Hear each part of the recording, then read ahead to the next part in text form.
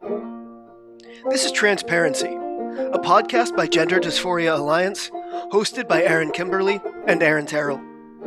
Each week we'll be joined by people who have personal or professional experience with gender dysphoria and physical transition. We'll also discuss how our trans experiences relate to the concept of gender identity. Join us for a compassionate yet heterodox approach to the question of trans. Helen Joyce is author of Trans, When Ideology Meets Reality, recently issued as Trans, Gender Identity, and the New Battle for Women's Rights. Until April 2022, Helen was the Economist Britain editor. She joined the paper in 2005 as education correspondent. Subsequent jobs include Brazil correspondent, international editor, finance editor, and executive editor for events. Before that, she edited Plus, an online magazine about maths published by the University of Cambridge, and was founding editor for the Royal Statistical Society's magazine Significance. She has a bachelor's degree from Trinity College Dublin, a master's from Cambridge, and a PhD from University College London, all in mathematics. Helen now works as Director of Advocacy for Sex Matters, a human rights organization that campaigns for sex-based rights. Additional information about Helen can be found in our liner notes. And with that, here's our conversation with Helen.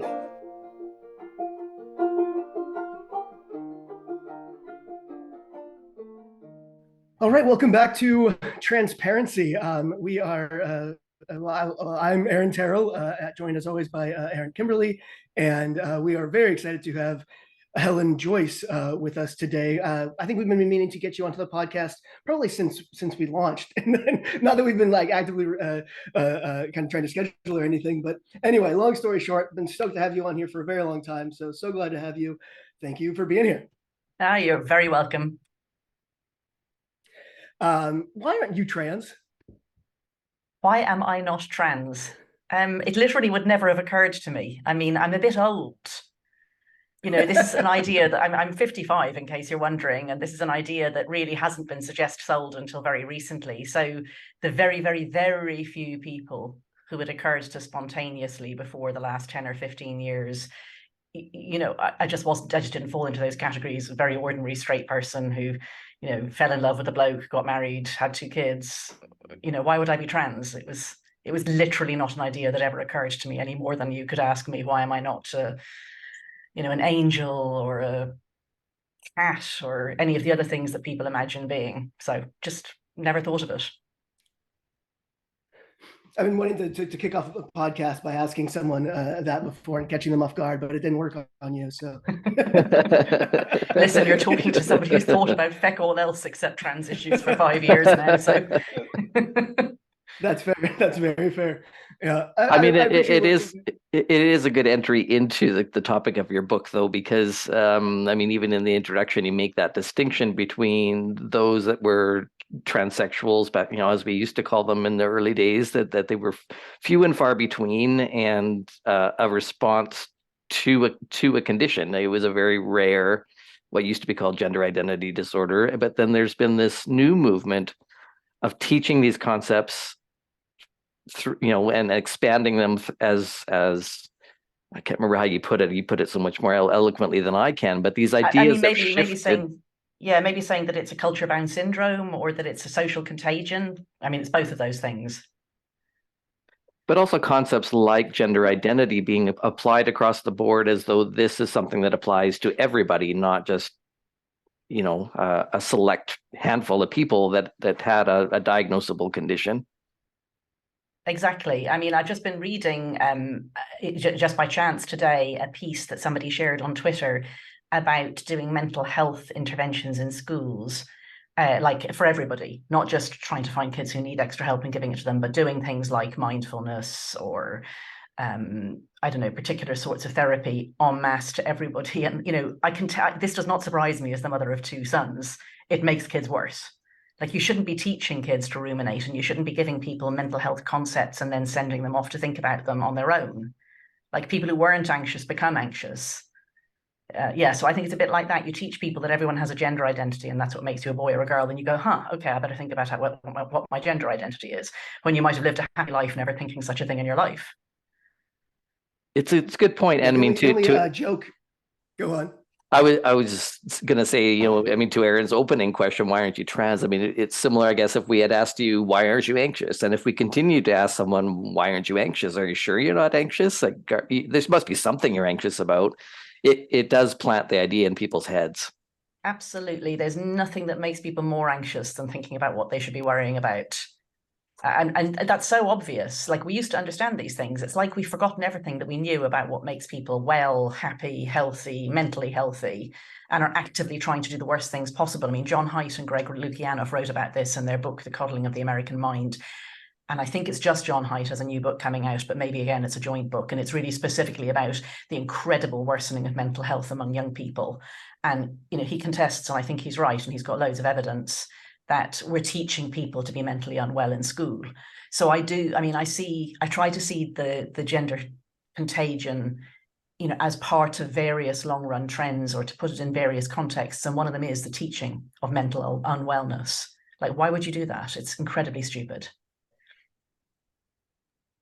I admit that I'm familiar with your book, but I don't know a lot about who you are and how you, because you have been very much invested in this public conversation now for quite some time. But who were you before all of this erupted, and what led to your interest in the topic and writing the book?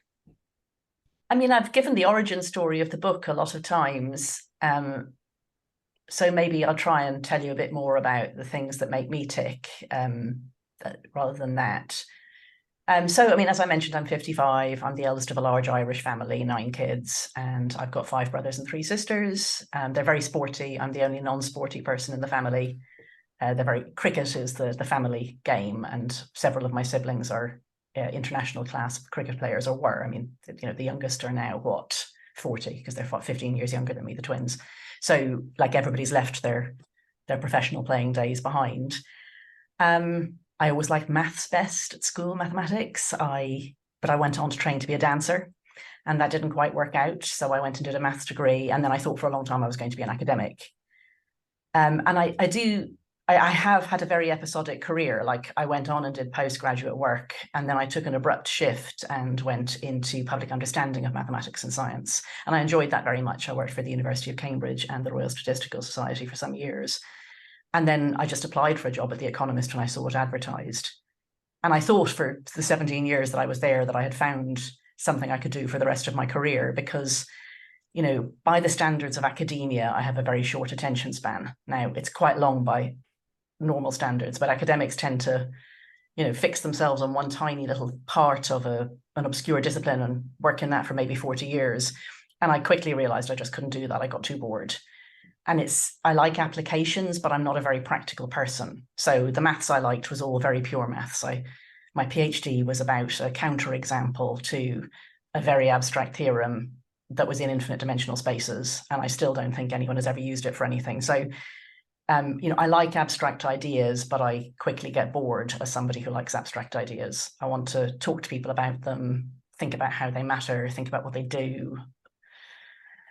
So yeah, journalism worked really well because you tend to move beat every few years, and The Economist is at the cerebral end of journalism as well. So it's quite like a fantasy of being in a university common room where you talk about ideas seriously and you debate things. I was very happy there, and I left on good terms. I didn't, it didn't destroy its reputation in my mind or anything like that. It was just that I landed on a story that wouldn't let go. And that does happen to journalists sometimes. I know journalists who have got very into the environmental cause, for example, or sometimes people cover a story like, say, Israel-Palestine, or somebody I know who became very, very interested in big philanthropy. And then they go and they work in that field instead. So it's not unheard of that a story grabs you to the extent that you can't let it go. And that's really what happened to me. I discovered this story. It piqued my interest in a way that nothing else had really in my adult life. And I think that's because it is actually a very abstract concept. Like, it has that pure mathematics thing of, it's easy to say, and yet the ramifications are large. So when and this is true in my thesis as well, in my PhD thesis, I've been trying to find out whether, God, am I seriously going to try and explain this? Yeah, okay, I'll have a go. I don't think I've ever tried to explain this for about 25 years. So I was working in a field called geometric measure theory, okay? And this is about when you look at shapes and you look at them from the point of view of thinking about their size and their dimension. So a lot of it is probability, because probability is about the size of things, like how likely are various outcomes. That's a measure, right? So you're measuring things, but they're geometric things. All right, you're nodding, that's good. And there was a question about whether or not a particular thing was true of a particular kind of measure. And that was an unknown question. Like, can you find a counterexample to this thesis? And I did. I found one, and it was an infinite dimensional space, and I found it in an instant. I'd been trying for months. And then I literally just saw a picture in my head, and I'm not a very visualizer person. Like, this is not a pretty picture or anything. It was basically just some little circles that overlapped and some points in those circles that were rather specially placed. And I went, counterexample, we can do this if we go to infinite dimensions. And that ended up being the thesis. So very simple idea, but when you follow it through logically, you got to something that you didn't know before, like there were ramifications. And I think that the idea that people are what they say they are has the similar, it's easy to say, but if you keep following it through, if you keep pulling the thread or you keep following the chain of reasoning, you arrive in places that were not intuitive. And that's always the things I've liked best. So like, that's me rationalizing with hindsight. That's not why I did it. But I don't think we know why we do the things that we do. Like the origin story I've given for the book, and it is true, is that I did decide to write it when I met detransitioners, but I'd been looking for a reason to write it for months. Like, I knew it was going to be trouble. I worried I wasn't the right person. I thought it was going to blow up my life. I couldn't see how to make it fit with the job that I was doing at the time, which was the finance editor of The Economist. And then I met these kids, and that really just took away my doubts. But honestly, I think I'd probably decided it well before that. But I needed an excuse to do what I wanted to do. I think that probably tells you something about the sort of person I am in some very sidelong ways. Ask me anything, as they say. So how did you discover it then? So like without... Literally, I was just asked by a commissioning editor. I was just, the editor sat down next to me, the editor-in-chief of The Economist sat down next to me at lunch. And at the time I was editing a section of the paper that did a long read each week. So I was looking for different topics.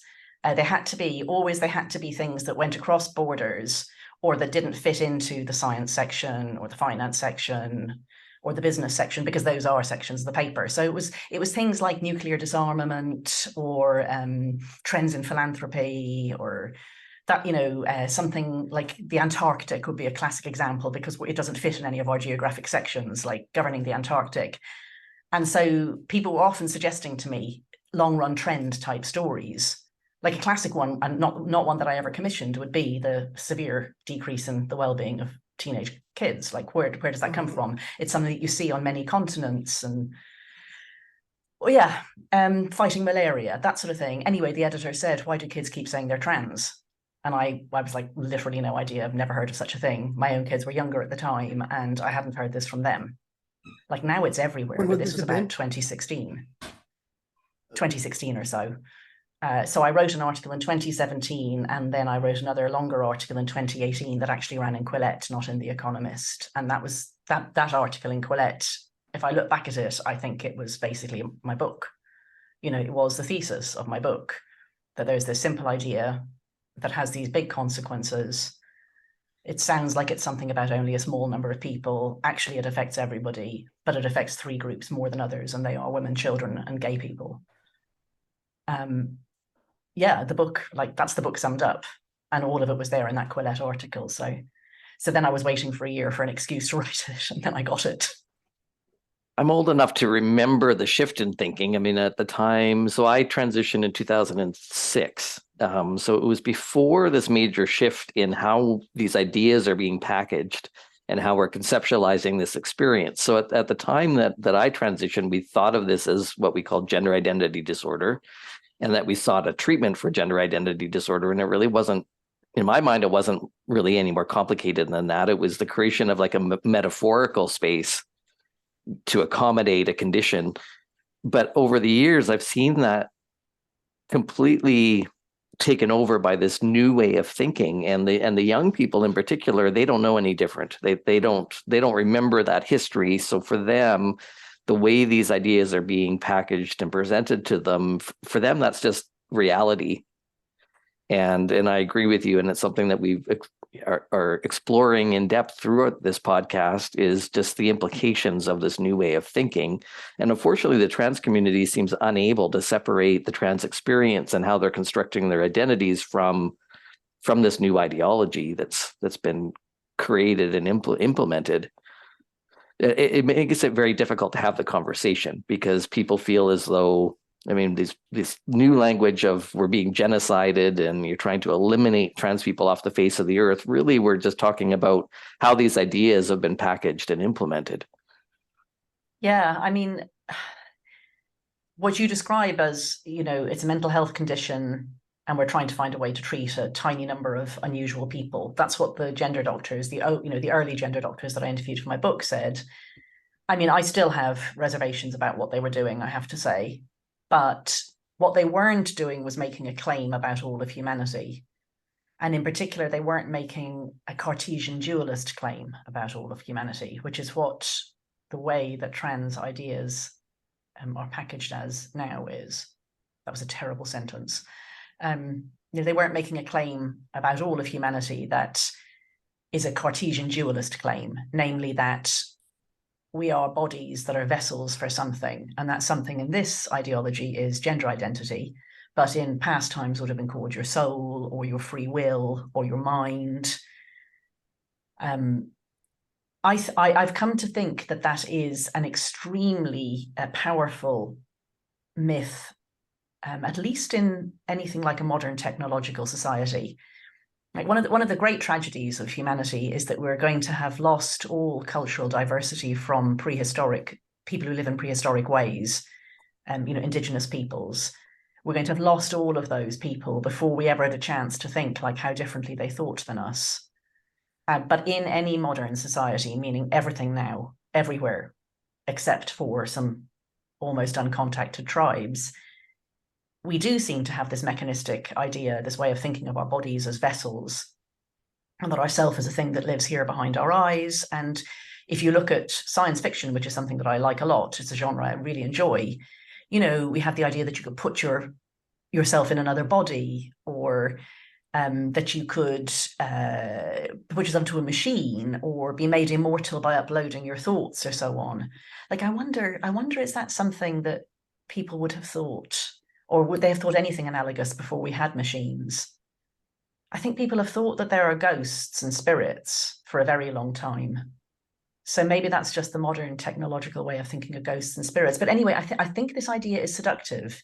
The idea that there's a separate you, a real you, that's in some way carried around by your body, and that your body might be wrong, or that you might change it, or that, you could be a different body and still be the same self. Like, the more you think about that, the more you think that is not meaningful. It can't be meaningful. You are your body. But it feels very plausible. And that's, I think, what it's become. I transitioned in 2011, and that Cartesian way of approaching the whole gender discussion already existed in at least 2011.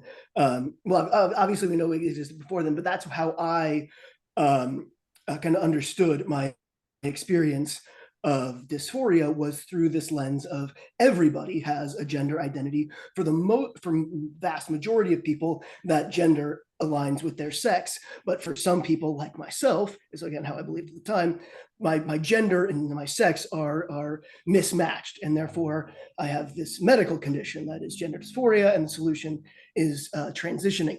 But so it's kind of like both, somewhere between what you both were saying is, so I believed, in this concrete, discrete medical condition, but it was explained and I understood it through the terms of everyone has a gender identity.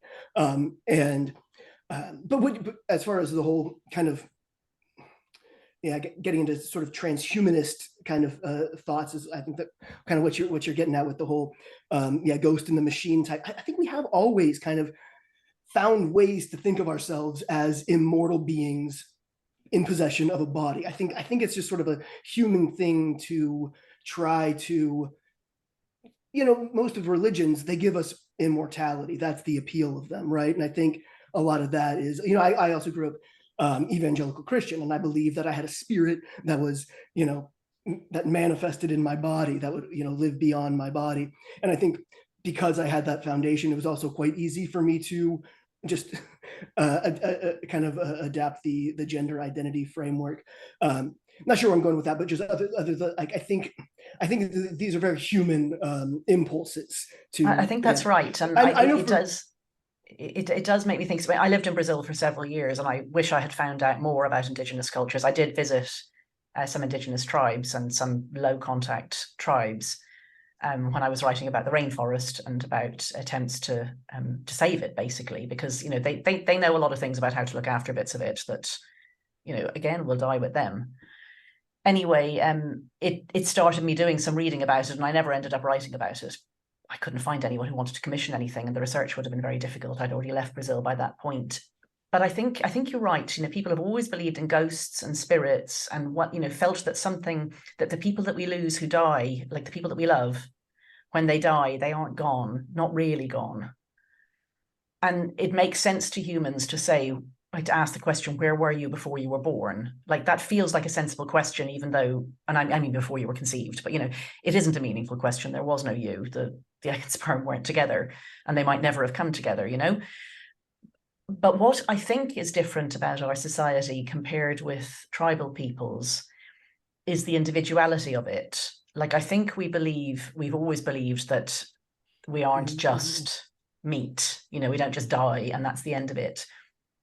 But I think that the conception of it in a small tribal group of 200 or 300 people who are all related would have been much more communal. And this idea of ourselves as atomized individuals who can, change bits of ourselves, plug things in and out, and nobody gets to say anything about who we are except ourselves as a self-declared thing. That degree of individualism makes literally no sense if you live in a tribal community where everybody knows everybody else and everybody's related to everybody else, and survival is a communal thing. Like, the idea that you could turn around to the people around you and say, I'm not who you thought I was, I'm really a woman, or I'm really anything, it makes no sense. They're the people who define you. So I guess that's what's changed. One thing that came to mind when you're talking about belief in ghosts, I mean, through the work that I've done as a nurse, I mean, we live in a very pluralistic society. So I've encountered, through doing mental health work, there'd be people coming through the hospital from all different cultures. There'd be people who had immigrated from China or wherever else, or who were just visiting and became unwell and hospitalized. And one of the things that I learned is the power of belief in a cultural context. And then cultures, I think Korea is one example where the belief in ghosts is just a mainstream concept that's what people believe. And when you believe in concepts, you're more likely to actually experience those things. So they would report more incidents of interacting with ghosts because that idea, they're primed to look for it because of their belief. So they actually kind of manifest these experiences because of belief. Completely. So yes, I guess this is an idea. It's the sort of idea that it's not counter to human predispositions. This idea that you have a gender identity, everybody has a gender identity. Sometimes it can be the wrong one. It can be, the pink brain and the blue body or whatever. There's always been a hole shaped like that in our psyche. And then along it came and it dropped in, and it just felt right. I think it took the place of a lot of other ideas for us as well. Like, it was given a lot of cultural wings by things like the internet, by organizations like Stonewall and the ACLU and HRC looking for some new cause. But yeah, it is a very human experience to wonder, who am I really? I mean, I've never had the gender identity one because I'm just frankly too ordinary that would ever have occurred to me. But my mum told me that when I was very little, I became quite obsessed for a while with the idea that I might not actually be her child. I became really fixated on, I mean, when I say really fixated, it wasn't making me miserable, but she really wondered what she had done wrong with this question.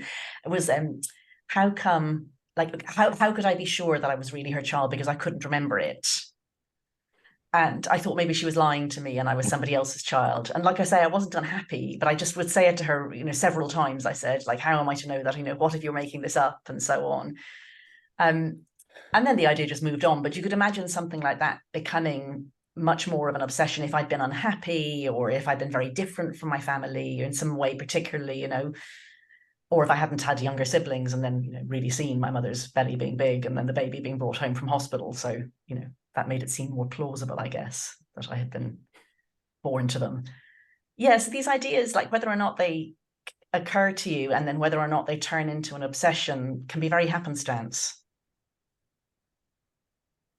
One of the things I've observed through the podcast, it's happened too often for, I think, to be coincidence, but so many of the people, like mostly like trans people that we've had on the show and talked to, I've been really struck by how many have said they came from Christian backgrounds, and that's happened over and over and over again. So trans people who are willing to talk to us and share some of our concerns seem to all be saying, and we didn't know this before we invited them, but then through the conversation they say, yes, I'm a Christian, or I grew up in a Christian household, which made me wonder what might that correlation be. And I have two wonders about it. One is there something about growing up in a conservative Christian household that might make one develop gender dysphoria in the first place? Or is it that because we have already a worldview based in a Christian faith, does that somehow inoculate us from some of these ideas? Because these ideas do seem to be kind of fulfilling, as you said, this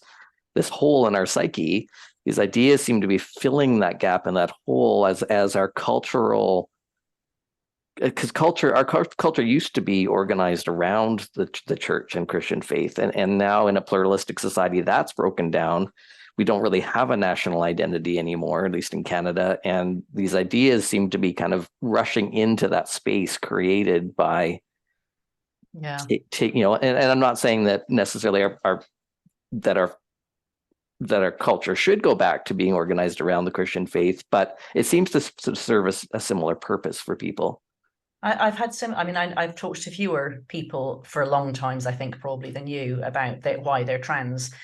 But there are some trans people I know, and I've had trans people staying with me as well when they've been visiting the UK, and it's given me a chance to talk to them openly. Of course, they're very self-selected people, because trans people who think that I'm genocidal aren't staying with me or talking to me.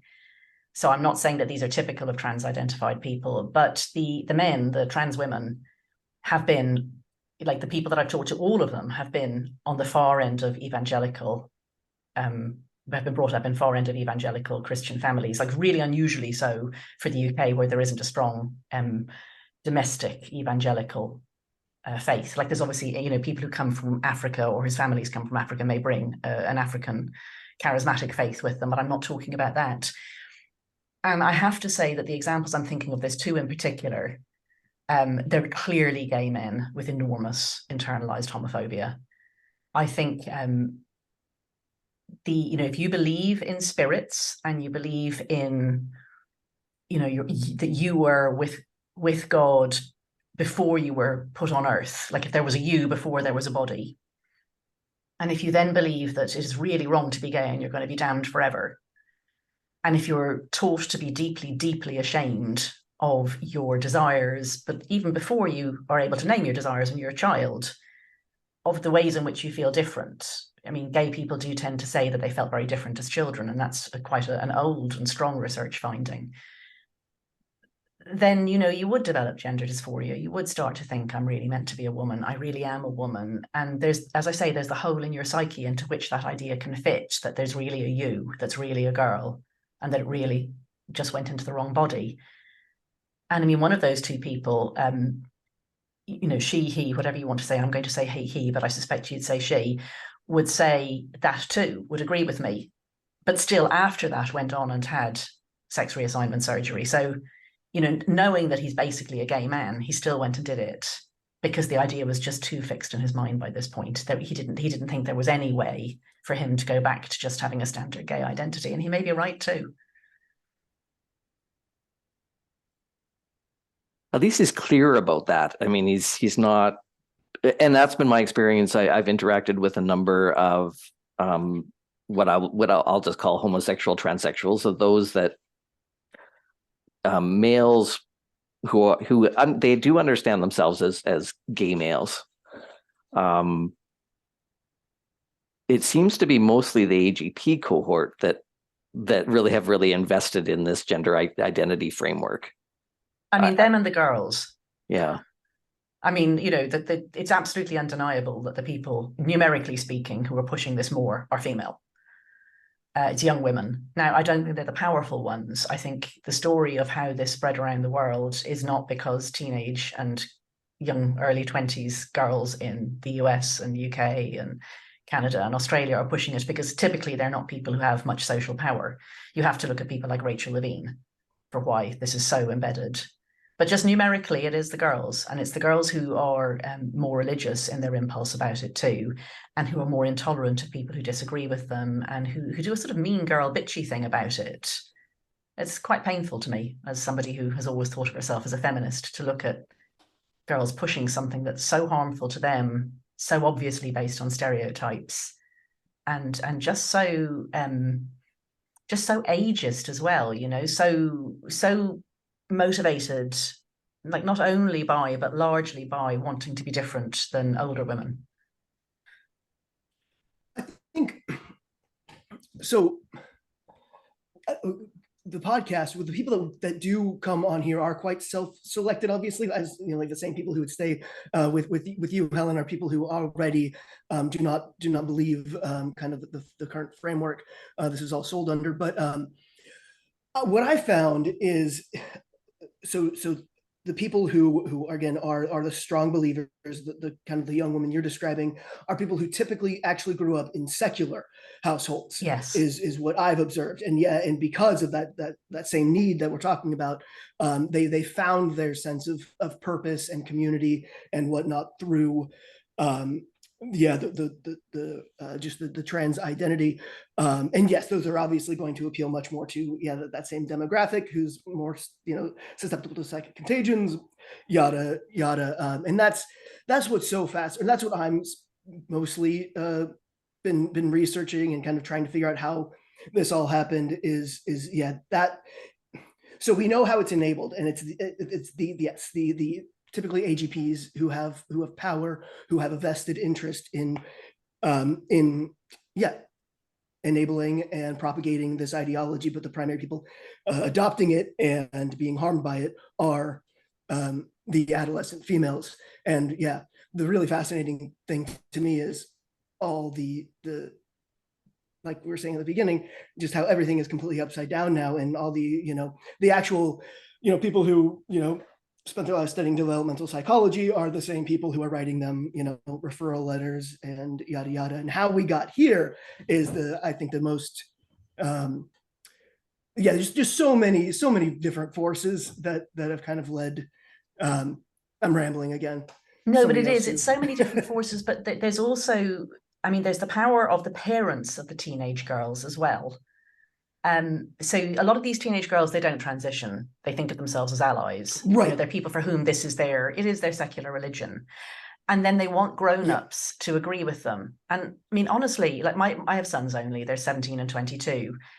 I mean, I think they're great kids and I don't argue with them about things, but I have absolutely no need for them to validate or agree with anything I say. They can do what they bloody well like. And I'm not going to change what I think because a 17 and 22-year-old tell me to.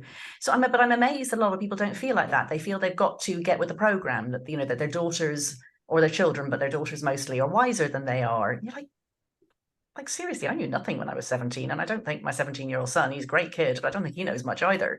So I'm not going to change anything for them. So there's partly this adultification of kids and this, I don't know if there's a word, kidification of adults.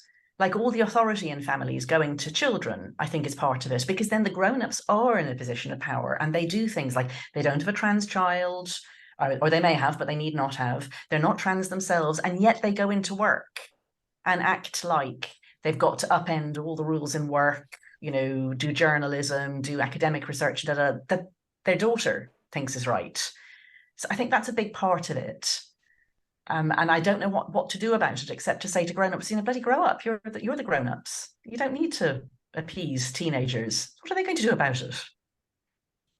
I mean, No, every yeah, generation has had its subcultures. You think of, the punks or the goths or the hippies, but there's never been a time where those youth subcultures have been given human rights status and have made parents completely, and told afraid that the to. grown-ups must do what the grown-ups must go with it. I know I thought my parents were wrong about all sorts of things, and I still think that they were wrong about some of those things, and they've come around on them. But other ones, I now think they were much wiser than I realized. But none of this gave them the slightest bit of concern. That's the point. What do you think? What do you think the difference is? Because that's something that I haven't clued into. So you're saying that young people, not trans themselves, but hardcore allies, this is their religion, and the parents of these young people are also being allies for the cause. What do you think is causing that? Like, why I've heard happening? from so many people. I've heard from so many people, one way or another, sometimes in person, or they tell me the story over a drink, or they email me to tell me, and they say, my daughter, it's usually a daughter, my daughter said she'd cut me off if I said another word about this. Like really well-known people who put their head slightly above the parapet, said one or two things of the sort of like, I don't, maybe what J.K. Rowling said wasn't so bad after all type thing, went completely silent. I reach out to them in DMs, or I hear through a friend of a friend or something like that. And it's their daughter has pulled them in and said, you say one more word about this and you will never hear from me again. I mean, it's amazing. Like the entitlement because to try to bully your parents like that. Right. Yeah. I mean, in Canada, it's spurred on from the daughter's social fear of association with that parent, right? Maybe, but I mean, usually, more than that, more than just fear, I think it's a feeling of entitlement that she's so sure she's right. She's so self-righteous. Like, I really understand the desire not to be contaminated by a parent. Like, if you're and young people have such precarious jobs, so many of them. Like, if you're a freelance journalist or you're working in the creative industries or something, and it turns out you have an unfortunate, link to some middle-aged bigot, that's a big problem. I get that, but I'm not even talking about that. I'm just talking about people who think it's their job to lay down the law. I mean, one of the women who dropped me when I was meant to be speaking at something, middle-aged woman around my own age, and amazingly is qualified in law human rights law as it impacts upon women. And so I asked around until I found someone who knew her, and she has daughters, and it's her daughters who told her. Like, they're grown-up daughters. And I mean, she wasn't even meant to be the person who invited me. She was just somebody who could cancel me, My own daughter disagrees with the work that I'm doing. I mean, being a trans man doesn't make me immune to that dynamic with the kids. I mean, she's 18. How old is she? She's 18. Yeah, so she's very, very much invested and immersed in this way of thinking. And to her, I mean, as a trans man, I'm a bigot for speaking about these things. But I mean, my approach with her is like I said to her, we're allowed to disagree. Right. Yeah. I'm not trying to change her mind, and I'm not interested in changing my mind. We're allowed to disagree. And I think at least for me, with my relationship with my daughter, that's the healthiest way to approach it. I think that's usually the healthiest way. Yeah. She needs to think through these issues, and trying to coerce her to think like I do isn't going to be a healthy approach to the situation either. She's at an age where she's supposed to be thinking for herself and pushing back on my parental authority. It simply won't work. Like, it simply won't work. You will not be able to change her mind by doing that sort of thing. One of the people who did tell me a few years ago, before my book came out, that he had to go quiet because of his daughter. I've since heard that she's completely gone through a 180-degree thing and now thinks it's massively harmful, and is back talking to him about it and is thinking what she can do. So you leave people to make their own decisions. You can help a bit, you can talk if they want to talk, you can, drop hints in or whatever, little breadcrumbs, maybe leading them the way you want, but you have to accept that they will try to do the same to you, and take that as well. If you want to try to get them to shift, you have to listen to them. Yeah, but I mean, we can't change people's minds. People change their own minds. I mean, often because of things that they don't accept, they don't realize are influencing them. But what I mean is, you cannot just drop a module into someone else's head, ideas they haven't thought of, and then suddenly they agree with you. It doesn't work that way.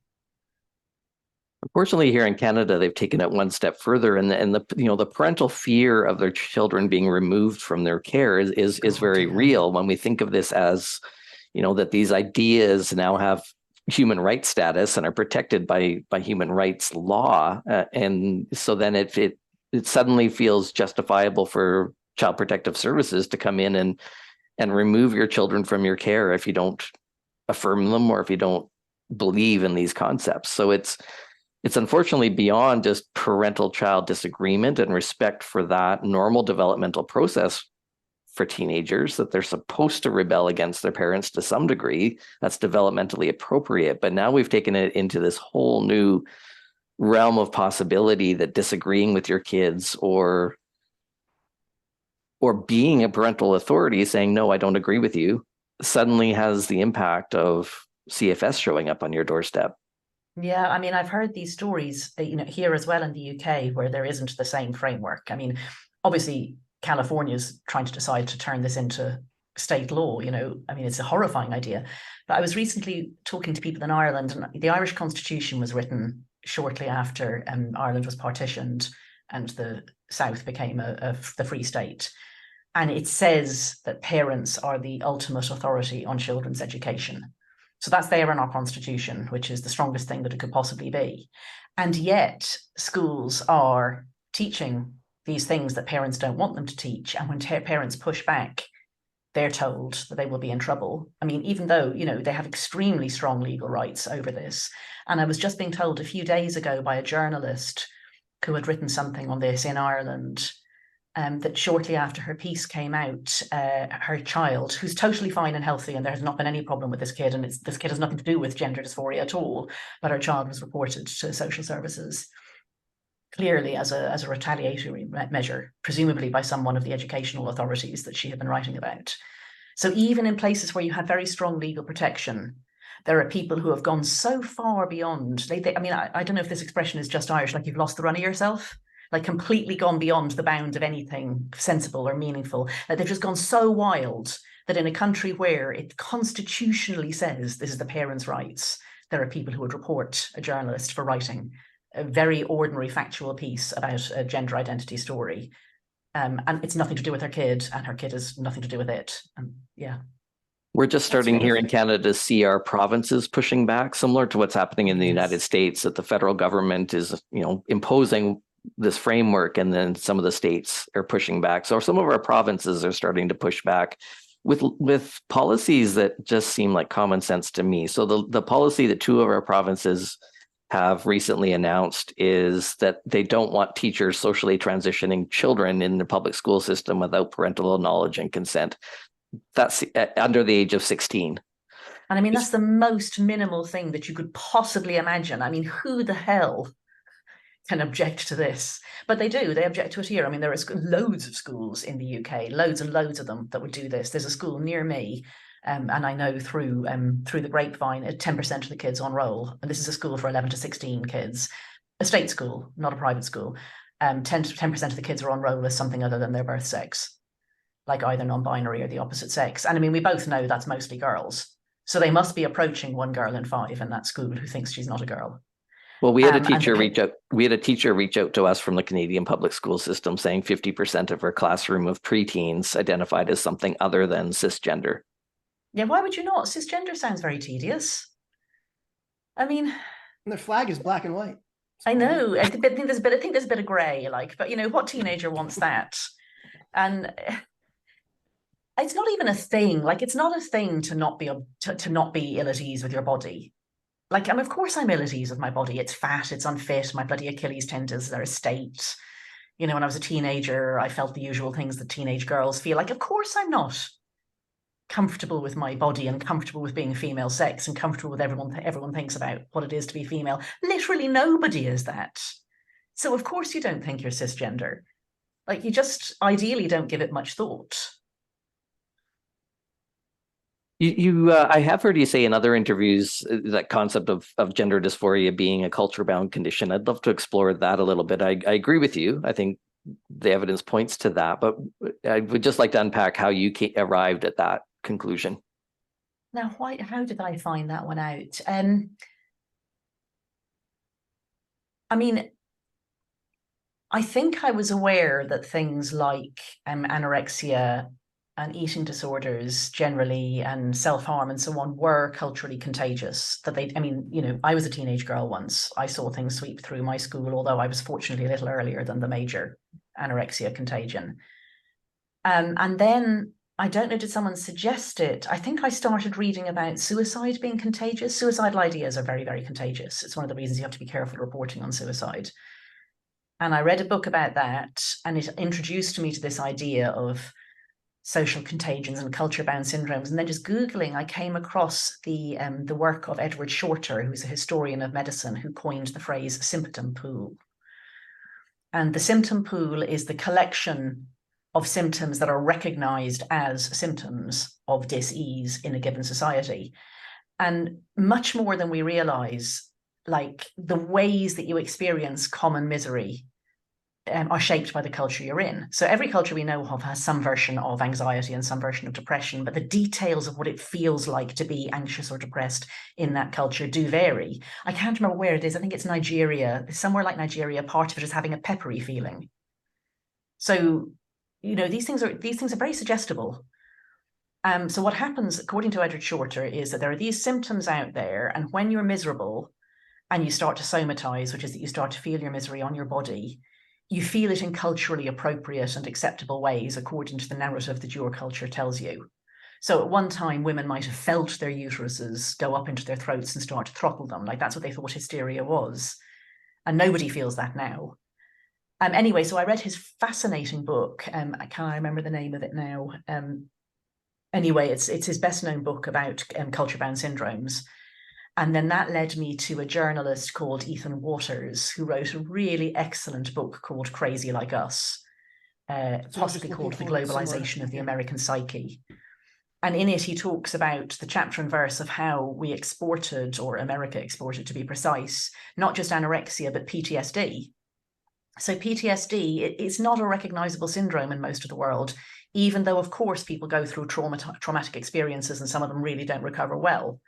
But the ways that we experience PTSD, and this, you know, it's a very precise script that the traumatic experience replays, and it doesn't fade the way that memories usually fade. It replays as vivid as if you're still in it, and it's extremely intrusive and so on. That's not something that commonly happens to people in many other societies, including, for example, ones like, I think he gives the example of the Tamil Tigers in areas where the Tamil Tigers were very active.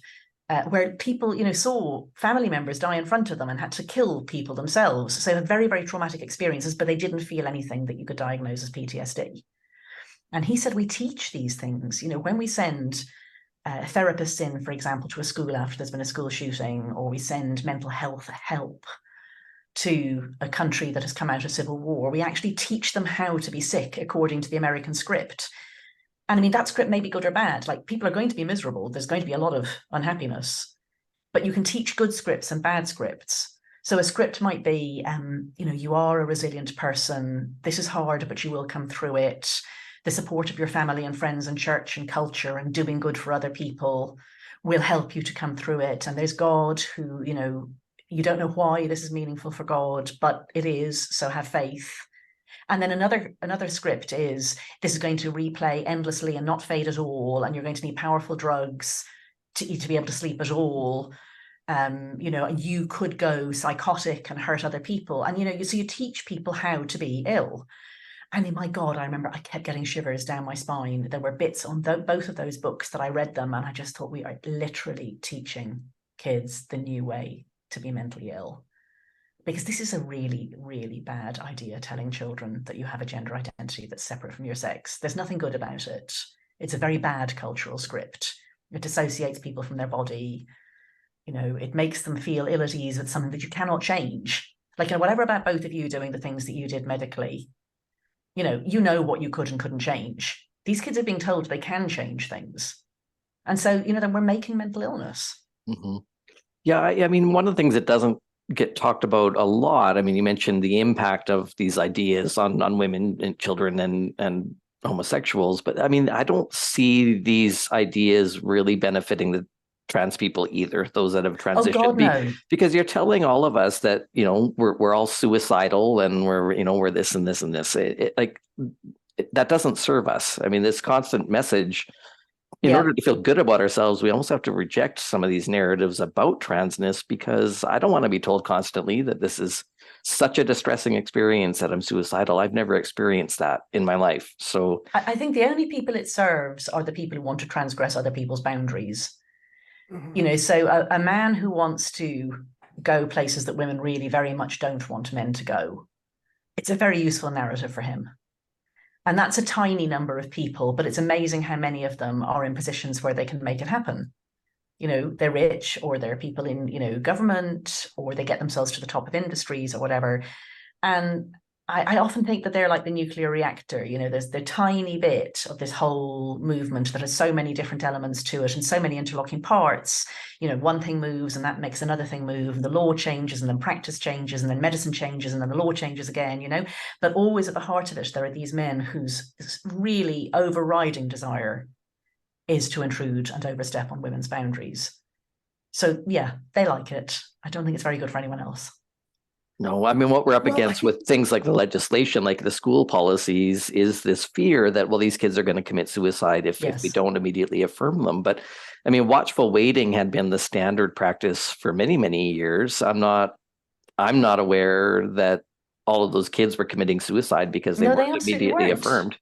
They're coaching kids to think about suicide. This worries me hugely because, there's going to have to be a pushback. We are going to have to get back to a place where we say, this child says they want to transition in school, and that's going to mean that they do things that intrude upon the human rights of their classmates. And also that they are doing something that increases the risk of iatrogenic medical harm in their own future. We can't let them do this thing. But by now we've got these powerful lobby groups that are saying, if you don't let them do this thing, they will kill themselves. So those lobby groups are not going to see sense, I'm afraid. So if we're awaiting schools' guidance here in the UK at the moment, and I know enough from the leaks and the chatter in Westminster, the government has actually got to the point that it's realised that school regulations and human rights law simply do not allow schools to let a child of one sex into spaces for the other in the UK. Like, schools have been doing that, but they have been breaking the law by doing that. And so the government wants to tell them to stop. But the reason that those kids were told they were being allowed to be an exception to school rules that separated the sexes for things like toilets and changing rooms and sports, the reason they were told they were being treated as an exception is because they would kill themselves otherwise. And so what do you do when you tell them they've got to stop? I mean, this really, really scares me, because the people who have been pushing these ideas, they have got no compunction, and they absolutely are not putting those children's interests, and never have been putting those children's interests first. Like, anyone who teaches the suicide script has not got children's best interests at heart, because that is not good for any child. They're not teaching them resilience. They should have been saying to those kids, yeah, this is a tough experience. Sorry to hear you're going through this. How can we support you? Not, you will kill yourself unless everyone else gives up their own human rights and your parents bow to you and, put you on a path to sterility. This really scares me. It kind of brings me to something else I want to talk to you about, is where do you see this going? You've kind of had a few predictions. You said something very kind of shook the way that I think about the future of all of this is predominantly the parents who have transitioned their children, and there's no, because I just keep thinking, societally, where do, slowly everybody's going to start to wake up, like that young person you were telling about who had the strained relationship with her father. She realized what, we'll eventually all kind of wake up, with the exception, even obviously trans people like Aaron and I, we had, kind of, so everybody in this is going to, as I understood it, slowly, if not suddenly, wake up. And you have brought up a good point. It's like, that's going to be very, very different for the parents who either push transition, I'd say predominantly those who push transitions on their children, or went along with it without the insistence of medical professionals, because I think that's another grouping of parents, is those who kind of didn't want to but went along because of the insistence of the medical professionals. Anyway, I'm just wondering, like, how, if you've given much thought to how this all unfolds beyond the parents and I don't know, just societally, what this is going to look like. Yeah, so a lot of people do think, like what you said, that more and more people are waking up all the time, and I think that's true. I don't think that gets us where we need to be, and I don't think it can be fast enough in particular. The thing is that a lot of laws have been changed on the basis of this ideology. Gender identity is being written into laws, rules, policies, and so on, and it stays there until you take it out.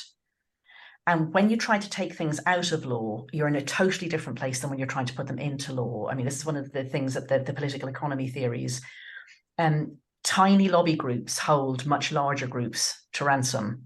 So suppose you have a policy that says that, like a policy or a law that says everyone uses the bathrooms and changing rooms that they wish to use.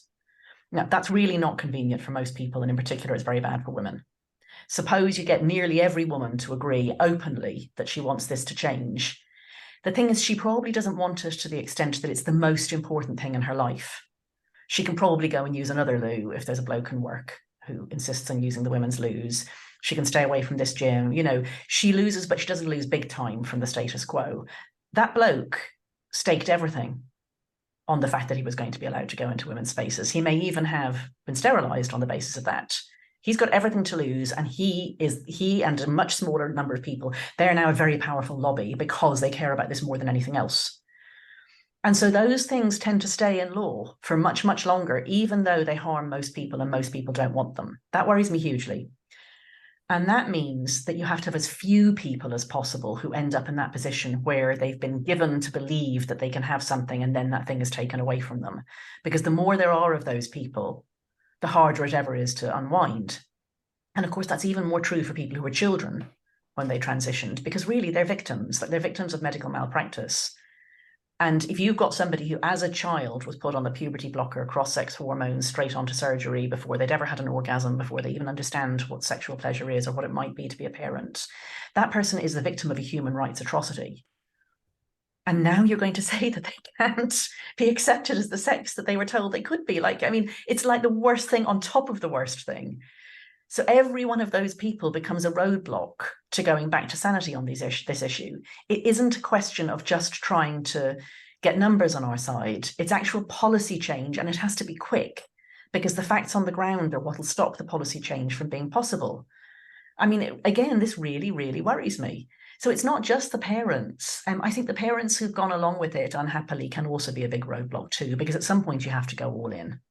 You know, I'm so sorry for these people, even the ones who pushed it on their children. Actually, I'm sorry for them. You know, they're the poor sods who bought a cultural narrative. And you can look and say, well, that's a stupid cultural narrative, but then why the hell are we telling it everywhere? Why are we teaching it in schools? Why are we putting it on the telly? Why are governments pushing it? Why are doctors pushing it? Like, you should be able to trust these people. You know, if you're an ordinary person who's just trying to make a living, be a good parent, run your life, not fuck up too massively, you should be able to trust the institutions, and the institutions have just let you down big time. And I think it might be easier to not believe that, actually, to continue to believe that they were all on your side and that what you did was right, because it's very painful. This is not a numbers game. This is not about popularity contest here. We could get to 90% of the population understanding that this is awful. I think 90% of the population do think this is awful once it's explained to them. It's not stopping anybody in positions of power.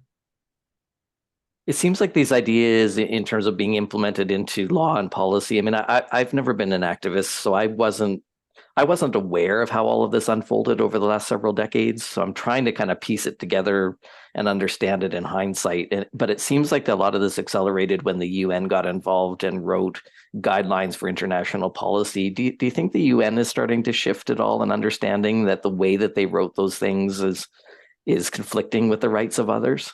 I mean, I wouldn't say that that's really accurate. I don't think the UN has been the big driver. It's definitely got on board and is now a roadblock to fixing things.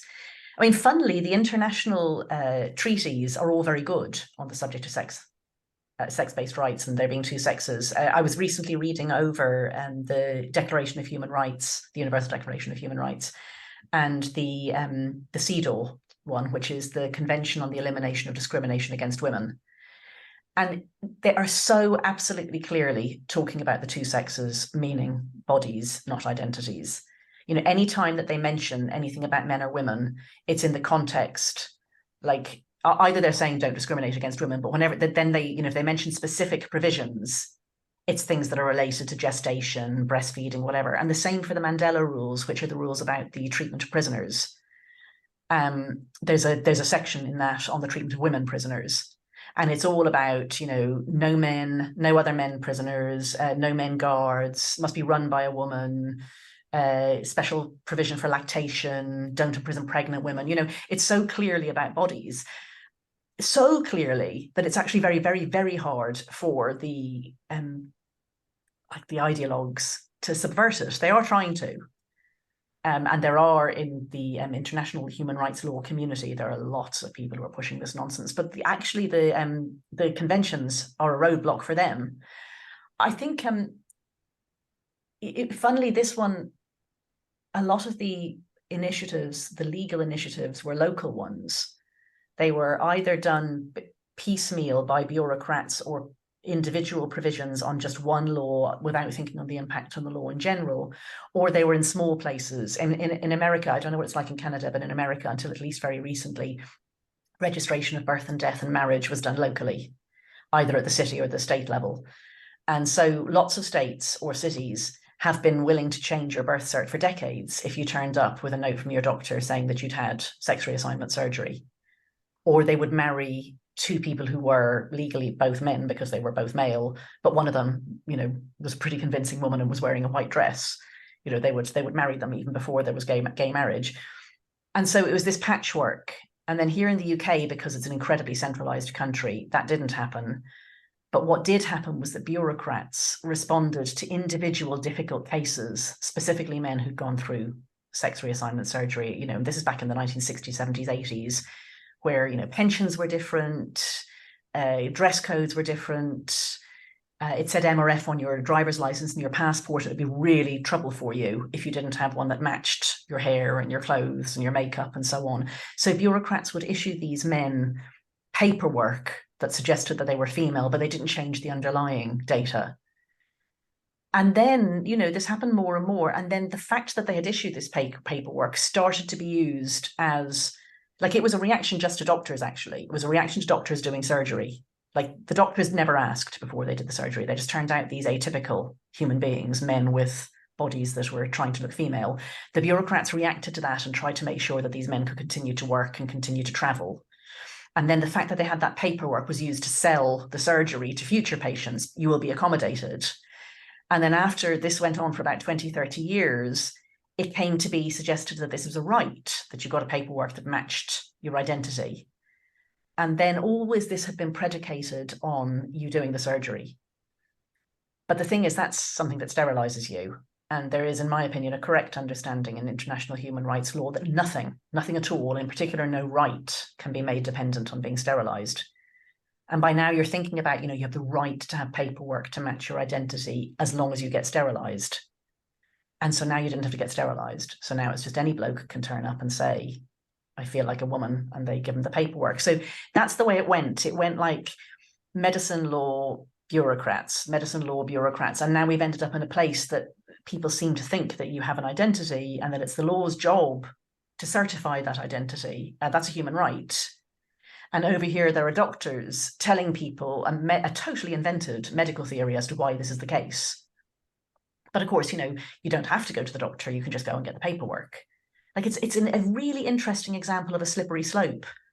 Like, you know, the way people talk about the slippery slope fallacy, this idea that, you know, you bring in abortion to a country like Ireland that didn't have an abortion law.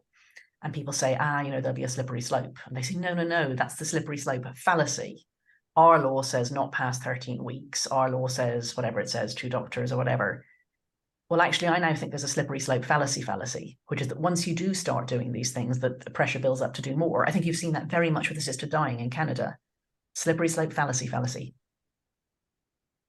Yeah, they're talking about extending our MAID laws to children and people with mental illness. And if you had said that, I mean, I wrote about doctor-assisted dying back in about 2014, I think. And I talked to some of the people who were trying to change the laws in Canada. And I mean, you know, if you'd said that then, they would have said absolutely not. You know, these are really tightly drafted, carefully written, you know, only for people in certain very difficult conditions. Hardly anyone will use them, you know, and here we are. Yes, yeah, so this is, I think, the biggest case study I've ever seen in slippery slopes. One thing that I'm particularly fascinated with is not the people who were sold, you know, this false idea of changing sex and that society would accommodate them, but those who have transitioned as a means of gaining that trans identity. And I believe that the vast majority of the females actually fall into that category. And you were saying how it's quite a misogynistic framework. And I agree with you to an extent, but what I've realized is that the framework that the adolescent, the teenage girls, young women, even pushing 30, the ideology that they have bought into and a lot of times have sacrificed their bodies to is the same goal that the feminists have, which is to dismantle the patriarchy. The way that they view it is that by undoing the sex binary, namely by not believing in it or queering their bodies to a certain extent, they're doing the exact same work as,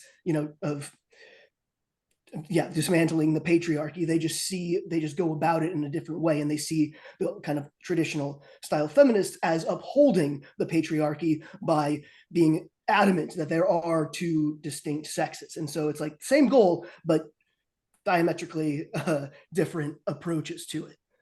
Yeah, and actually diametrically different endpoints as well. I mean, I think if you look back through women's history, and not just feminist history, but women's history, it is striking how often any attempt by a woman to free herself from any constraint gets immediately turned back on her body. Like, one of the things that really gave me a shudder, I mean, Edward Shorter's book, the one that I'm thinking of, From Paralysis to Fatigue, that's what it's called. That was written in the early 1990s, and there's no mention of trans things in it whatsoever. And he talks about, it's pre-internet, basically. He talks about how the medical profession, for the 200 years there had been a medical profession, was what shared and spread psychosomatic illnesses. But the role had been taken over by the media. And then, now we see social media doing it. But anyway, he goes through all of these different psychic contagions that were spread by doctors. And it's absolutely extraordinary the extent to which the doctors locate the trouble on the woman's sex organs. And like, the women come in and complain about it being their sex organs as well. The whole thing lands on the woman's body, the woman's reproductive organs. I mean, even random things like lots of nosebleeds. If you had a lot of nosebleeds, this was taken to be a vicarious menstruation at one period. Haha, didn't mean that joke. At one point. So they would take out your uterus because you had a load of nosebleeds.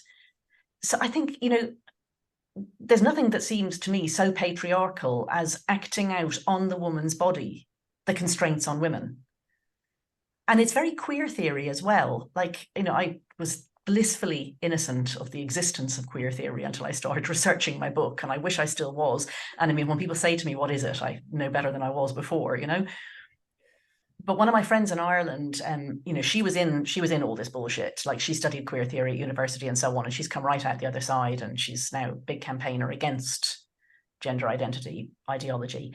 Anyway, she said to me that one of the insights of queer theory that still really holds up is the way that whenever anyone does anything that breaks free of constraints or categories, the system flips it back and puts them back in. Like, power does its thing. I mean, they call it knowledge power. So, for example, there was a brief period when gay liberation was actually liberatory, when gay men stood up and said, I'm not taking the shame anymore, and they marched in public and so on. And now you look at Pride, and it's the most corporate, back in the system. Like, if you were trying to break free of the man, you wouldn't be at Pride. Like, Pride is the man. It's just the man wrapped in a rainbow flag. Power did its thing. Power reasserted itself and absorbed what had been a liberation movement back into itself. So I see these girls as doing that. It's really sad. They think to themselves, I want to break free. So what'll I do? I'll disfigure myself. I'll turn it in on myself. I'll cut my body. Rather than try to change the world, I'll change me. And, feminists have always understood that as a thing that women do. Like, women starve themselves, they cut themselves. They're holy saints who self-flagellate. They burn, they eat, eat things that you're not meant to eat, like caustic things. Women express on their bodies the grief of being oppressed. And that's what these girls are doing. And they think that they're not oppressing themselves, but that's the history of women. That's what women do. It's just so sad to me that they can't see that they're just enacting the patriarchy on their own bodies. And I don't even use the word the patriarchy. I find it unhelpful. But, here we are. Queer theory is right. The thing flips. Power does its thing. And that's what we see throughout history, right? Is this power flip-flopping around and changing location, but the power never goes anywhere. And there's a quote by Jermaine the Greer same people end up on top. It's amazing. This is not, those girls are not running the world. They're not cutting their breasts off and then going and becoming prime minister and becoming, the leaders of companies and reordering the world. No, they've neutered themselves by turning the escape back in on themselves. Very, very convenient for the people who are actually running the world. Actual feminist liberation requires that women work to dismantle things that hold women back. And that's slow, painstaking work. That's getting maternity leave, sending rapists to jail. The world isn't perfect and the world will never be perfect, but you can make it a bit better. But these girls instead, they turn it all in on themselves. And as you say, we're not seeing any of those girls becoming powerful in the system. No. We don't see trans men billionaires pushing this agenda. No, the only time you see a trans man in the media is when he's pregnant or she's pregnant. The portrayal of trans people is even more sexist and objectifying than the portrayal of people who are not trans identified. You see women doing other things besides being pregnant, but you never see trans men doing anything other than being pregnant. And trans women who are men, they make the news for incredibly masculine things. They make it for sport, they make it for crime, and they make it for making a lot of money and being in powerful positions and changing laws and bloody well telling women what the fuck to do. One of my male friends, a man, why am I saying male? He's somebody he's one of the people I know who thinks that queer theory actually has something to it. And, he and I talk about these things. And he said, if you're a decent man, you know that you're louder, bigger, stronger, you take up space, you've been acculturated to think that you're more important than women. So you know that when you're talking to women or in a group with women, you have to row yourself back a bit and not keep imposing yourself on everybody. But if you now identify as a woman, you don't need to do that anymore. So you look at these trans women who are just so determined that they're the best women, the best feminists, that it's their job to tell women what to wear. There's a particular trans woman over here. I have this person blocked and I think they have me blocked too, but particularly likes taking pictures of me and criticizing my hair, my shoes, says trans exclusionary radical frump, the sort of thing that if a man did it, well, he is a man, but when a man who identifies as a man do it, you say, my God, what a sexist pig. But he clearly feels himself free from this sort of constraint on his behavior because he thinks of himself as a woman. It's absolutely amazing. You never see sex so clearly than when you look at people who deny their sex. I quote that all the time. Yeah, because it's so accurate. I've spent a long time just kind of in it originally as a member and now more as an anthropological perspective in a lot of the online spaces for trans men and for the actual females and the actual males in the respective trans communities. And my God, it's so evident. There's no more a feminine space than RFTM on subreddit. Oh my God, I know. Eliza Mondegreen, as she calls herself, she's a friend of mine and she sometimes shares things with me. And there are these girls sitting around talking about how they're crafting about their pain or something like that. Yep. That's exactly what teenage boys are doing. Yeah. And the trans women are all bloody talking about their high scores on computer games or something, and porn. Yeah. They don't see it. Well, but they don't need to, they've they temporarily don't need to. They've absolved themselves from the need to see it. That's one of the things that the whole trans ideology does generally is it breaks pattern recognition. So that's one version of it, that people don't see how stereotypically of their sex they are being because they now don't identify as their sex.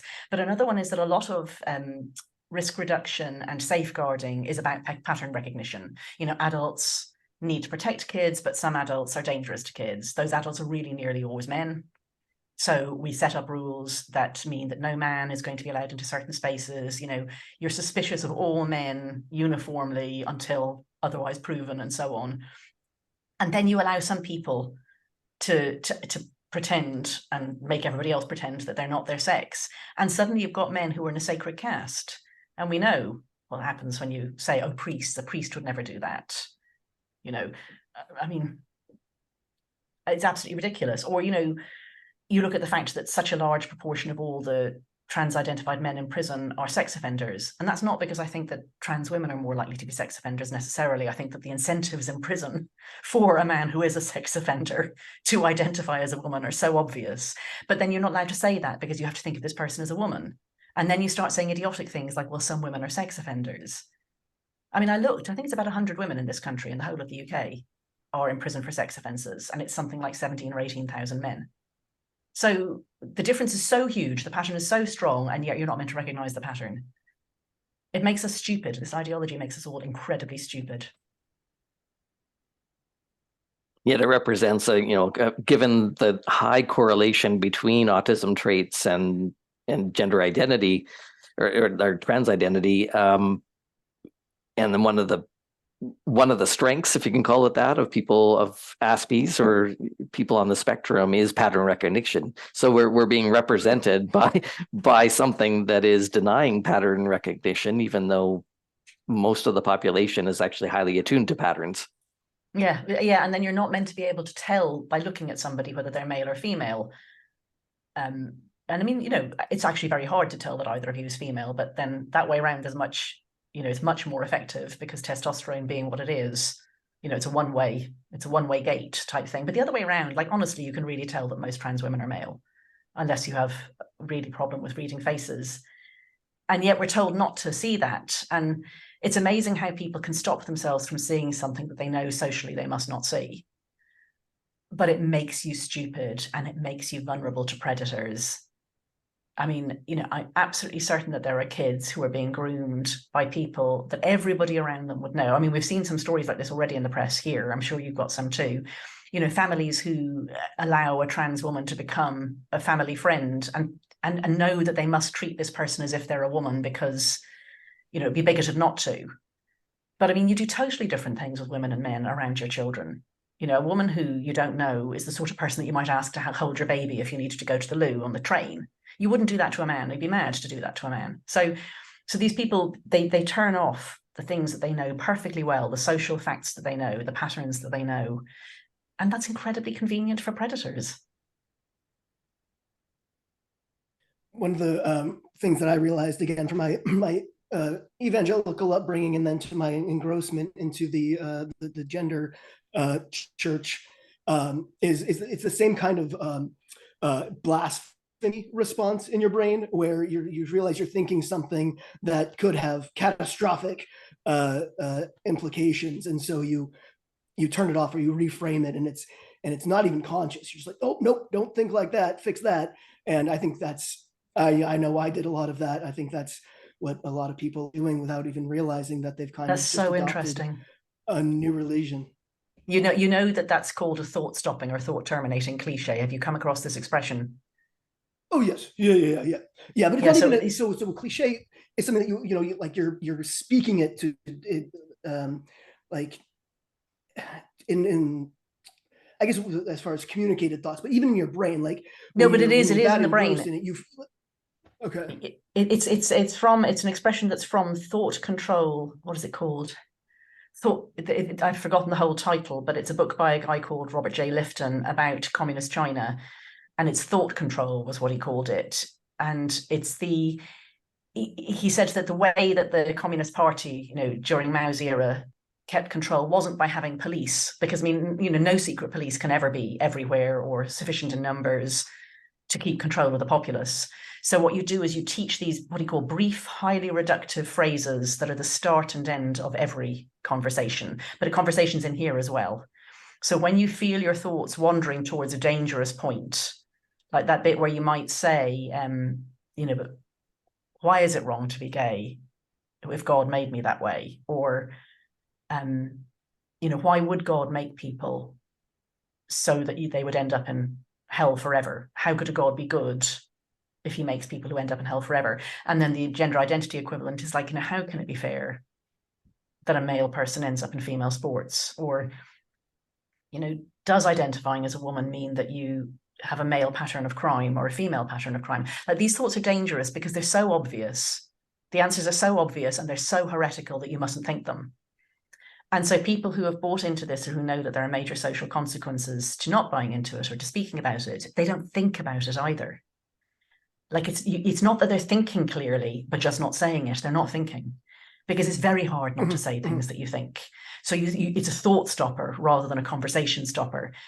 And the result is that when they do say things, they're such stupid things because they've made themselves stupid because they aren't allowed to think. Like, an example I was thinking of recently was this thing of, when toilets come up, somebody will always say on Twitter, there will always be someone who says, but your toilet at home is gender neutral. And you're like, oh my God, this one for the 10,000th time, I can't take it, And you just have to say, oh, so strangers off the street can come into your toilet at home, can they? They haven't thought about that, because the point of saying that is to lay a doubt to rest. Somebody raised something, it could lead awkward places. They say this sentence and now they cannot think again. And yeah, you're right. It's about heresy. It's the same response as to a blasphemy. Don't think it. Speaking of Mao's China as well, that I was thinking about the Red Guard when you were talking about the parents of these adolescent girls who were so wrapped up in this. I was thinking of I think that's why the Cultural Revolution in China was so successful, because it was the adolescents who were all gung ho, and then who were the enforcers, right? And I was thinking, how their parents probably got on board right quick too. Or got reported. I mean, it was one of the most disgusting things they've done, and it's still visible in Chinese culture. Like, when you do these awful things like slavery or the Cultural Revolution, they echo for many generations. They're like a psychic wound on a nation. And the relationship in families in China has not recovered from that. Do you think we'll see something similar here with this? No, I don't think that it's the same sort of thing. I think it's too piecemeal. It's not a wholesale rupture. I think it's dangerous. The bad outcomes that I see, obviously there's a generation in which there's going to be a very high rate of regret, iatrogenic harm. It's a huge medical scandal, and much larger, I think, than any one we've ever seen before. Okay. I think it's part of a wider inculcation of severe mental health issues. But mental health issues are rocketing, absolutely rocketing. So this is just part of it. And that really worries me, that children are not being taught to be resilient. They're being taught poor mental health habits, specifically taught them, like not taught good ones, actually taught bad ones. And that will make for a fragile generation, and it's hard to come back from that. I think that the laws that have changed, they actively have to be changed back, and that's going to be very difficult because there are these people who need to be grandfathered in to the change, because otherwise you can't get it through. But the more of those there are, the more difficult it is. So what you could see is, in some countries, like some American states, for example, where this has been going on for a long time, you could see it just basically being impossible to offer single-sex services of various sorts. And when things aren't available on single-sex basis, that's bad for women. Like, women's rights rely on some things being single-sex much more than men's do. So I think we've taken a big step backwards on women's rights. And then we've distracted everybody who could be doing things for women's rights and also for gay people's rights. Like, it's all been diverted to having to try to stop this. But it's not like women's rights were great before. And it's not like there weren't lots of gay kids who, had internalized homophobia and were being cast out by families. People still get beaten up on the streets. And yet, there's a huge opportunity cost to having to tackle this. And then the destruction of institutions, that's perhaps the most worrying of all the outcomes, because so many of them have been really struck at their heart. Because one of the most striking things about this particular movement is the way that it destroys the key core mission of organizations. It turns out that if you introduce a lie into an organization that is set up with a purpose, so it's not just a carpet sales shop, it's got a mission, which is to do something like record official statistics, inform the nation about itself, or fight for women's rights, or promote the well-being of young gay people, or protect children from harm. You know, these very mission-driven organizations, many of which are charities, but some of which are government agencies or whatever, or media organizations. You know, your mission is to tell the news, to inform your audience. And you put a lie at its heart, what happens isn't just that it loses its mission, it doesn't just go astray, it turns around through 180 degrees and acts back in the opposite direction. So if you were an anti-censorship organization like PEN or the ACLU, and then you decide to embed gender identity ideology into your belief system, you turn into censors, like you actively set out to be censors. So in America, where this has all gone so far, women's organizations are men's rights organizations, anti-censorship organizations are censorship organizations. Statistics officers say, write what you like for your sex. And I mean, institutions are an incredible part of our well-being. They're part of what makes humans, you know, live longer, achieve things, have better health. I mean, when they talk about bringing democracy to countries that aren't democratic, they talk about institution building. You know, do you trust the government? Do you trust the civil service? Do you think the police are on your side, or are they just a bunch of thugs? And here we are doing I think an unprecedented outside wartime level of institutional destruction. And it's not like the sorts of institutions that you can have creative destruction about, that you could just let them go and then new ones arise. Like maybe that will happen with the charities. Like at this point, I think Stonewall is unrescuable, so it's got to die and some new institution has to take its place. You can't do that with the National Statistics Office or with the army or with the police, because they've got a formal status as part of the government. They're there now. We've got to try to rescue them. But I don't know how, if they've incorporated a lie and turned their mission back on its head. Yeah, okay, this has been a very worrying conversation, actually. We're focusing on all the things I'm very worried about. But that's the big one. That is actually the big one. Lost so much hope in this last hour. Yeah, sorry about that. Yeah, I mean, so people come in because of the kids, and the kids is clearly the worst thing, but I am a massive policy nerd. So the thing that worries me most is institutional destruction. Yeah, that's going to take a lot longer than the rest of this ship. Yeah. Didn't even think, yeah. And we can't leave that to the generation of fragile people, right? I mean, these kids are going to grow up to be our leaders and in these positions. I don't see how well equipped they're going to be to respond to any of this. No, well, I mean, they're partly because they're indoctrinated, because they think this is right. Like the girls think it's not their right to say to men, no entry. Like they think that's bigotry. But also because of this more general teaching of fragility and elevation of victimhood and coaching in mental dis-ease.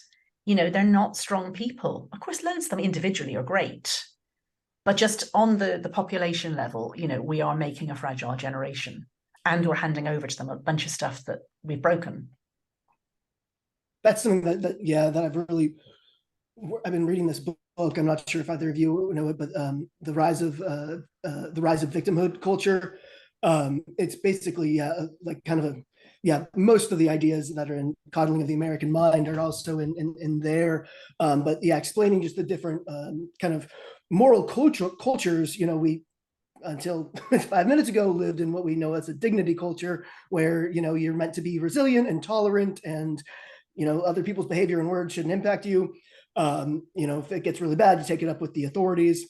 That's a distinction from earlier social cultures or moral cultures, which was the honor culture, where you want to be sensitive to offense as an opportunity to present your honorability, your moral, honorable superiority. So the more sensitive you are to slight, the more honorable you are, and the opportunity to defend that honor. But this new culture that we have found ourselves living in, a victimhood culture, where your moral superiority is in seeing oppression and slight and offense everywhere you go, not primarily towards yourself, but towards those that are in, you know, a marginalized class. And obviously, if you're looking for this constantly, that marginalized class is going to be, well, everywhere, because your moral superiority depends on you seeing this.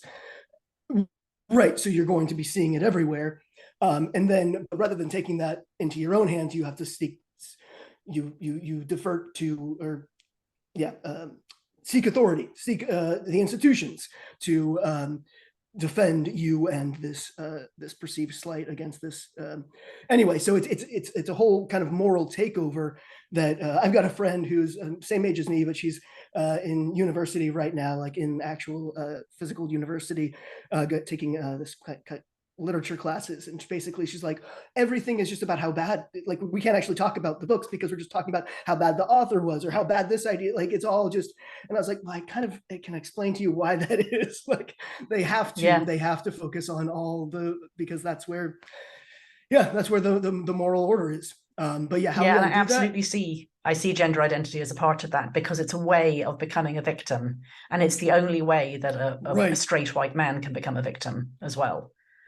Right. So it's particularly appealing. Or a straight white girl in this. Well, at least she can kind of say, well, sexism. But of course, then she gets called a Karen. So I mean, just being a girl is pretty much not anymore a victim. Yeah, because because you rely on your female sex, well, then you're propping up the patriarchy by believing in such a thing as that distinction, and it has to be in gender. Yeah, so it's interesting that you can't identify into racial oppression, but you can identify into sex-based oppression. Trans oppression. Yeah, no, I also have read that book and think that it's very, very insightful as to what's happening. Yeah. And what's happening in the world of work. Like anyone who's worked with people, leaving university now will tell you, there's as many great and talented young people as there ever were, but they really have a very different idea of how to respond to, for example, colliding deadlines or setbacks. They think it's really your job to make it all a lot easier for them. And that's not what you were hired for, mate. Doesn't bode well. No. Well, on that note, thank you very much for being here and talking to us. No, we've got to say something a bit better than that. We've got to. What are you working on right now? Not to go out on that note. I mean, what I would say is that in these sorts of situations, things happen that you would never predict. Like if I look back at what I predicted when my book came out, which was mid-2021, and then the paperback was issued a year later. A year later, so that was mid-2022, I wrote a new foreword and afterword. And the foreword was just to say like what it had been like since the book was written, and the afterword was to move along some stories that I'd had to leave partway through because Maya Forstatter's case hadn't finished, and we were looking forward to the delayed Olympics, at which I predicted there would be at least one man competing as a woman. And so I sort of did the afterword on that. So a year after my book came out, I could just go, I told you so, a load of times. 2 years after, things are not where I thought they'd be in some ways. I never would have predicted the speed of the fight back on pediatric gender medicine and sport at the state level in America. I absolutely would not have predicted that Canadian parents would rise up in en masse as they have. Ireland, which fell without a blow in 2015, went from having literally no gender recognition facilities whatsoever for anybody to having full self-ID by just filling in a form online. I'm really seeing, quite organized resistance around the free speech issue and the hate speech issue in particular. But I mean, that's all about gender. So I don't want to say, like, I can think of a whole load of reasons to be miserable and pessimistic, and I think they're big, and I think I'll be fighting this for the rest of my life now. And I think you may be as well, both of you, and you're much younger than me. But I also think that the good things will be things that we don't predict right now. Along will come a Riley Gaines. Along will come another game changer like that. And people coalesce around it. And yeah, so I don't want to be completely pessimistic about it all. You really think that this, I keep thinking that we'll see the end of this within a matter of years. And you're saying... No. It'll be the rest of our lives. Okay. Yeah, certainly mine. Because it's become so embedded, and it's so many people for whom this is everything. Like Ireland only got rid of blasphemy laws very recently in the last few years. Now, nobody had been prosecuted under them for absolutely ages. But the point was that it wasn't in anyone's interests so much to get rid of the blasphemy law that they made that their political cause.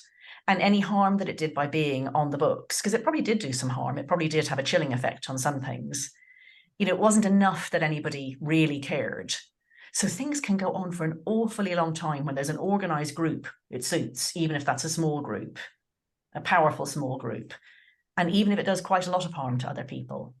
And I mean, every day, every child that we transition is another person in the camp of, this can never change. This has to stay.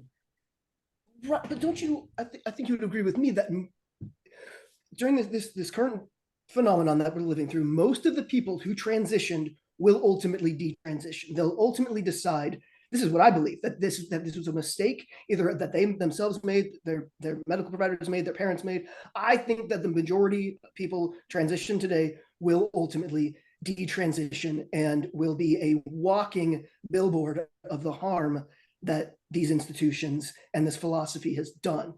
I just don't know. I think that people who transition in their late teens, early 20s, maybe.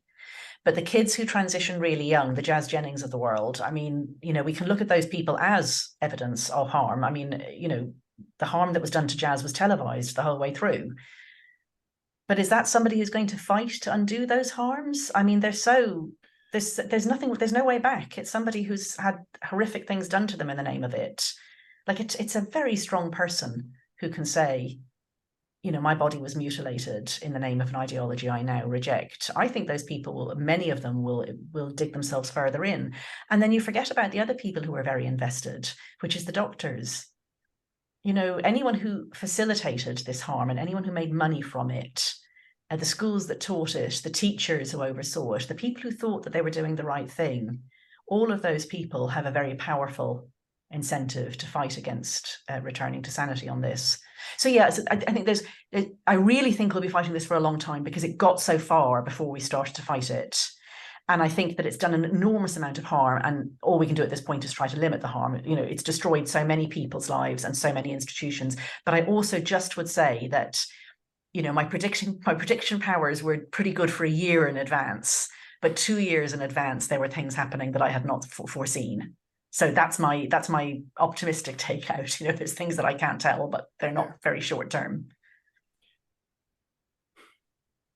Yeah, Peter Boghossian, he recently said on Gender a Wider Lens that he thinks in very short time, the people who have been promulgating this will be gaslighting to previously unbelievable degrees, basically saying, no, I never said that, I never thought that, I never believed that. I wonder will they get away with it? Double down. Yeah, we've never had them on social media before, it's never been so easy to tell the whole story of people's lives. Like, I still think they'll do it. And, I do feel vengeful when I think of the doctors in particular who facilitate this, and the teachers, and, just the cheek of these teachers who go in and say that they're non-binary and are then proud that half the kids in their nursery class are non-binary or something like that. Like, they're horrific people. But I think they believe it. Do they? Yeah, they do. But I mean, it's so narcissistic. Narcissistic people believe they're narcissistic bullshit. But it's still narcissistic bullshit, They've no right to impose themselves on these kids like that. None whatsoever. They shouldn't even be in those jobs. It's the institution that's fucked up here. They should never have been hired. People like that should be marched out of the school and then marched a bit further away as well. But what I was going to say is that in my slightly sort of self-righteous way of thinking about it, once I decided to write the book, like after I'd met these detransitioners and I decided that I had to write the book, the way I framed it in my mind was, I can't stop this happening, but I can limit the number of kids who get sterilized. And, that's a manageable goal. I don't know how many fewer kids will be sterilized because I wrote my book, but it's not zero. It's more than zero. And that'll do me. So I have a good friend, a close friend who's an Orthodox Jewish rabbi, and they've just recently come through, Orthodox Jewish holiday season. And on one of those, you're invited to reflect about. So I'm saying this to two people called Aaron. So I'm possibly telling you things that you know about your own culture. And I was brought up Roman Catholic, and everything I know about Judaism is from this one particular person. Anyway, you're invited to reflect on what will be written about you in the Book of Life at the point of your death. And if it is, fewer kids were sterilized because she wrote this book, I'll take it. That's great. That'll do me. Yeah. But it's not a sort of, we can overturn this, we can get back to where we were type goal. No. It's gone way, way, way beyond fixing at this point. All we can do is just have fewer kids sterilized, more institutions that we can rescue rather than have to burn to the ground.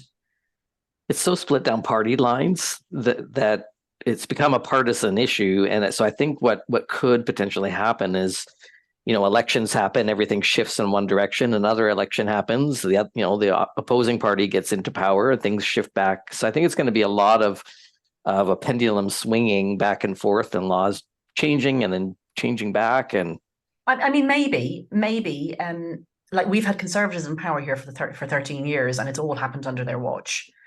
So, the sneakiness whereby people can change practice, like there's, just to give you one more example, I know we've been talking for far too long, but anyway, to give you one example, it's part of the NHS constitution, like the NHS is the National Health Service, and it's part of its constitution that there have to be single-sex wards. But there's Annex B was written to the constitution, and that says, where it says sex, you should take the patient's stated gender identity. So that happened, like ministers promised that there would be single-sex wards, and then civil servants, ideological civil servants captured by Stonewall and others, just wrote in the little fine print. I do think, though, that where the popular opinion thing that you mentioned, like things are moving, popular opinion is definitely going our way. The more people know about this, the less they like it. So what happens there is that if a party is out of power, a party like the Republicans in America come into power, I have many problems with that, but anyway, let's put those aside for this conversation. They say, no, we're not passing the Equality Act, we're not putting gender identity into law, we're going to have Title IX really mean girls, not people who think of themselves as girls, etc., etc. In 4 years' time, if the Democrats come back in, it's an awful lot less of a vote winner to flip-flop back. Like the tide, the Overton window or the tide, whatever your metaphor is, has moved. So yeah, that's also I suppose, a reason to be cheerful. I'll take it.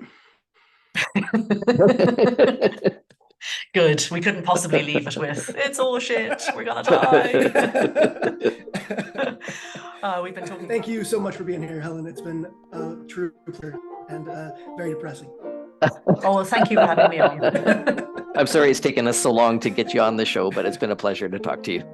Well, I don't know that I knew any of the things that we were talking about now a year ago, so it's been good to wait, really. I mean, we've had some really interesting thoughts that have been very stimulating for me, so thank you for that. Excellent. Thanks for joining us for this episode of the Transparency Podcast. If you enjoy our content, please help out our algorithm by hitting like or subscribe. If you'd like to make a donation, follow the link to our PayPal account. On behalf of the Gender Dysphoria Alliance, thanks for your support.